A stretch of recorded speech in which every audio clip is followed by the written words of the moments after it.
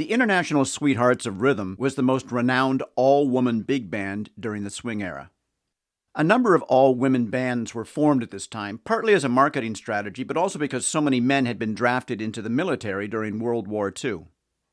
The International Sweethearts of Rhythm had their roots in 1938 at the Pineywoods School in rural Mississippi. Pineywoods was founded in 1909 by Lawrence Jones as a boarding school for black and disadvantaged high school students, many of whom were orphans. It's still in operation today. Jones had the idea to form and tour an all-female band, partly as a fundraising effort for the school. The group got a lot of attention, and in 1941 they turned professional and started touring, led by singer Anna Mae Winburn. They amassed a large and dedicated following, especially among the black community. Winburn had previously led an all-male band that featured Charlie Christian called the Cotton Club Boys. She led the Sweethearts from 1941 to 1949 when the band broke up. Aside from the fact that they were all women, the Sweethearts were an anomaly because they were integrated, with musicians at various times who were black, white, Latina, Asian, Mexican, and Puerto Rican. That's why they used the name International. Now that caused big problems when they were touring the segregated South, where it was illegal for the races to mix. Light-skinned women in the band wore dark makeup on stage, and they were instructed to tell police that their parents were white and black. Saxophonist Roz Cron described spending a night in jail after a cop found a picture of her white parents in her wallet. They pretty much had to eat and sleep on the bus. The high point for the band came in 1945, when a letter-writing campaign from black soldiers resulted in a 6-month tour to overseas military bases. They were the first black women to travel with the United Service Organization, or USO, which was formed in 1941 to provide support and entertainment for people in the military. After returning to the U.S., life on the road took its toll on the women in the band, who faced racism, discrimination, and relatively low rates of pay. Over the next few years, musicians gradually left, and the International Sweethearts of Rhythm disbanded in 1949. In 1986, a 30-minute documentary about the band was produced. Here's a shorter version produced by the Pineywoods School in 2011. With Violet Burnside taking off on her tenor sax, here are the Sweethearts of Rhythm and Sweet Georgia Brown.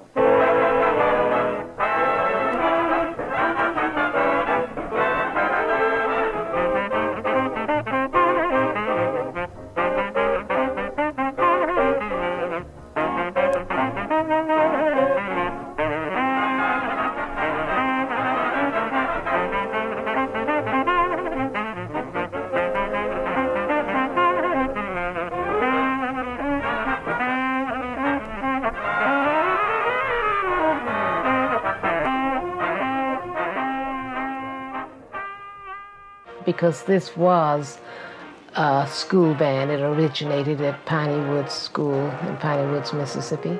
Dr. Lawrence C. Jones was a fan of Dr. Booker T. Washington, and he knew that there was a need in Mississippi for the same type of educational facility, so he went and started the school out in the woods. It was 23 miles from Jackson, Mississippi.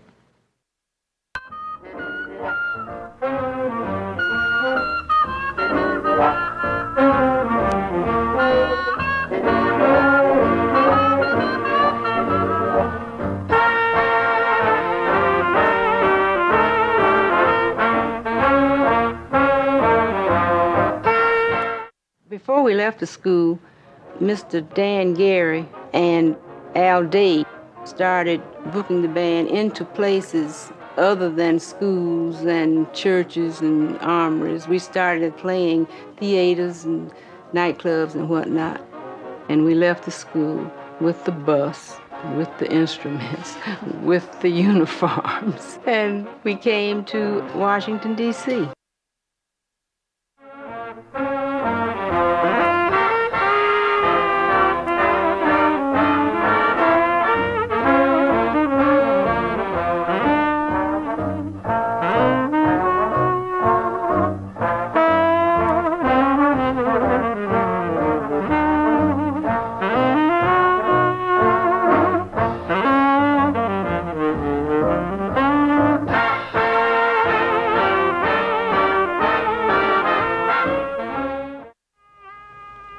We had these white girls that was traveling with us. We had about 3 or 4, and they would paint their faces dark in order to play, you know, so the police wouldn't come and take them off the stand or they wouldn't be arrested.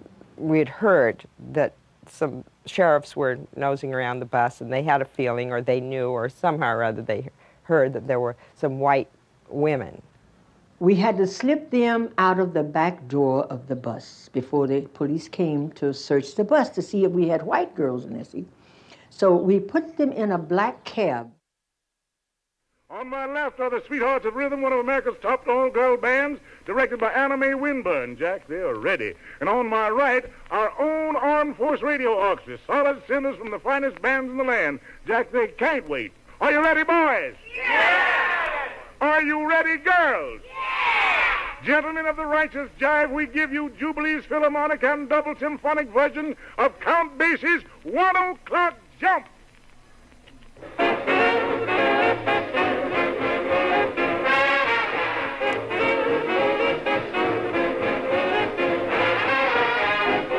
The war was just over when we got over there.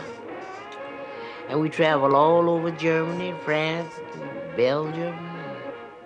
The things that we saw, we stayed in Germany 6 months. I couldn't have paid to my own way in Germany for 6 months. Well, Germany was tore up completely, parts of it. We played the largest cities. We played on what was left of the Nuremberg Opera House.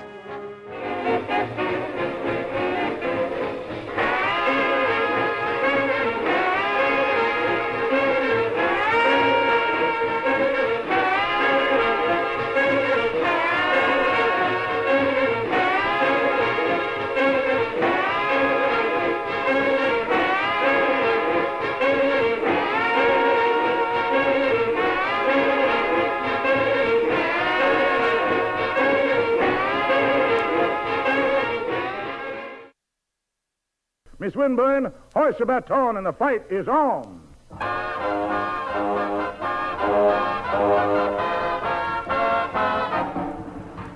I had been directing a professional male orchestra, and of course the draft board had taken a lot of my men, and when I first joined the International Sweethearts, I said, what a bunch of cute little girls, but I don't know whether I could get along with that many women or not.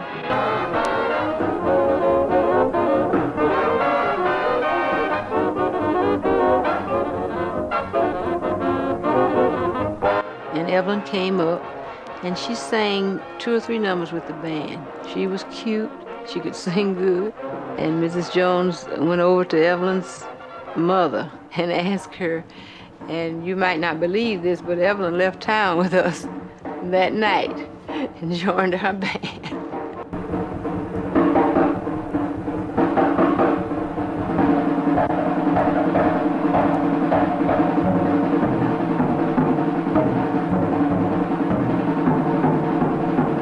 They had a young lady there playing drums. Her name was Pauline.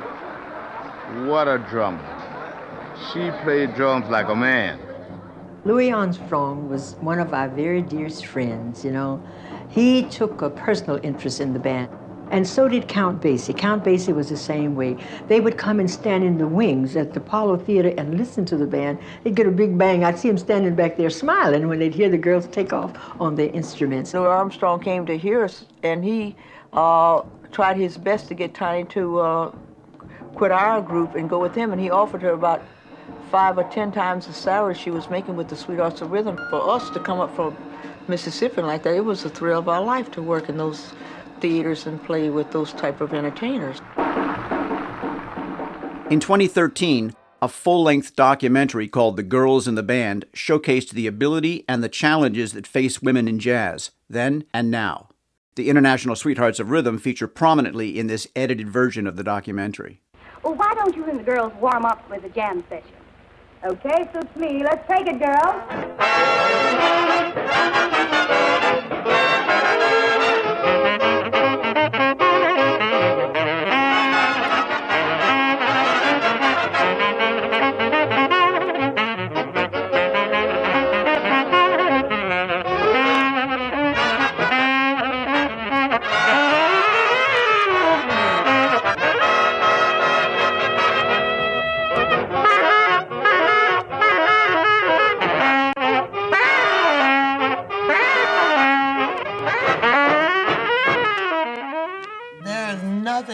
the joy of playing music.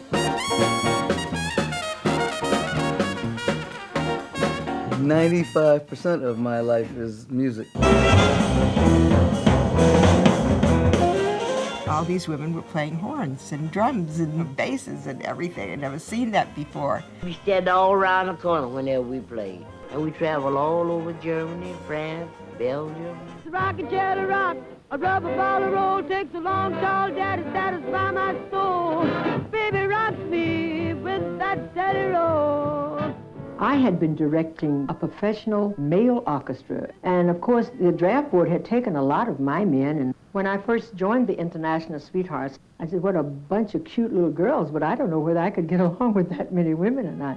Do you want to jump, children? Yeah! Do you want to jump, children? Yeah! Jump, jump, jump, jump. I played with the greatest female band ever. I had the best seat in the house, just watching the show go on, and I'm sitting in the rhythm section. I loved every minute of it. Every minute.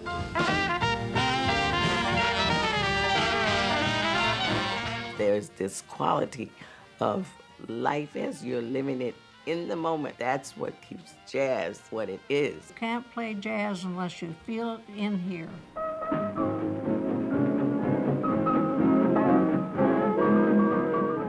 Really is unexplainable. The blues is the basis of everything in jazz.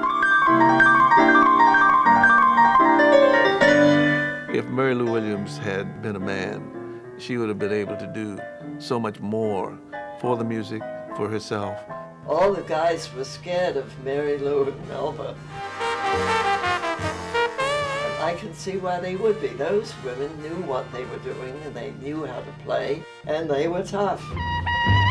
The guys can have white hair and glasses and weigh 300 pounds, but if they can play, great. The girls, they want to look like a bunch of young starlets. Now when you pick your chicks, you pick them big and fat. You can bet your booze that it's tight like that. You had to have girls who think more about how they looked than how they played. Guys just didn't want chicks on their bandstands. A bunch of women in the world trying to make their place in the world among musicians where prejudice existed because they were women. I may be small, but baby, have no fear. I can climb a hill without shifting gears. We didn't get exposure like Inery Hutton's band or other orchestras. By being a mixed group with different nationalities, well, we didn't have the exposure that they had. Lil Armstrong and I were pretty good friends at that time. She was married to Louis Armstrong, and even she had a tough time. You know, from a physical standpoint, it would seem that women in music do best when they play the piano.